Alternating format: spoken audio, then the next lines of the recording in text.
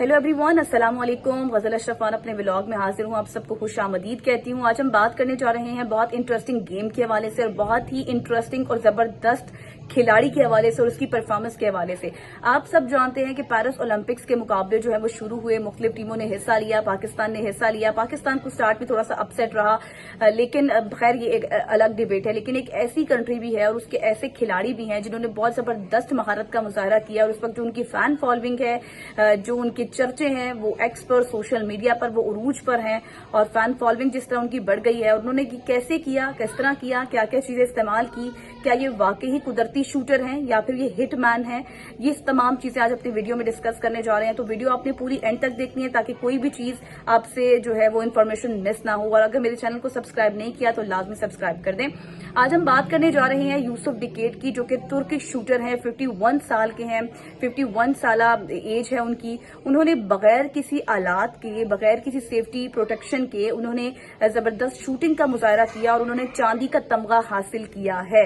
तो उन्होंने ऐसा क्या कारनामा किया और किस तरह किया ये जानते हैं। तो उन्होंने 10 metre air pistol mix team में पुरसुकून अंदाज में जो है वो इस ये महारत दिखाई है और शूटिंग करते दिखाई दी है। जिसके बाद उनकी जो फैन फॉलोइंग है, जो उनके चर्चे हैं, जबान ज़द-ए-आम है, हर बच्चा उनको देख रहा है, हर बच्चा उनके बारे में रिसर्च कर रहा है, पढ़ रहा है।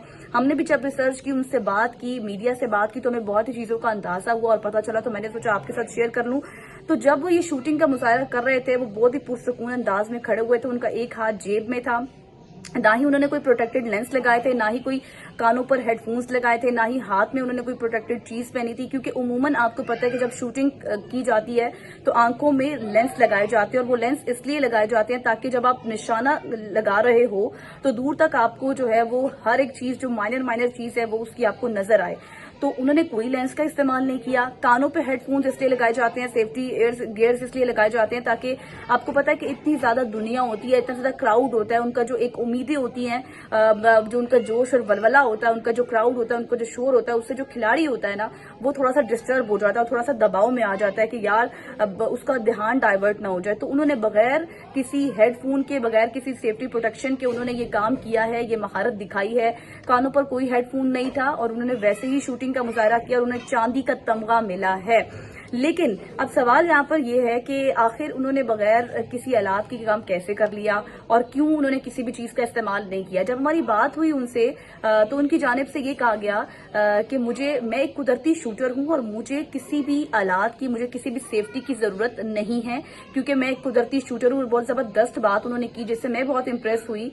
और उन्होंने कहा जब मेहनत होती है ना, वो आपको जेब में हाथ रख के नहीं मिलती, आपको कामयाबी जेब में हाथ रख के नहीं मिलती, उसके लिए आपको मेहनत करना पड़ती है और मेहनत करके ही आप अपना नाम कमाते हैं। तो ये बात उनकी बहुत इंप्रेसिव थी। उन्होंने कहा कि मैंने मेहनत की है, उसके लिए आपको हाथ पांव चलाने पड़ते हैं, हाथ पांव मारने पड़ते हैं, उसके बाद आपको कामयाबी हासिल होती है। तो मैंने मेहनत की है, मेहनत के बाद मुझे ये कामयाबी मिली है और मैं कुदरती शूटर हूँ। मुझे किसी भी चीज की, किसी भी सेफ्टी की जरूरत नहीं है।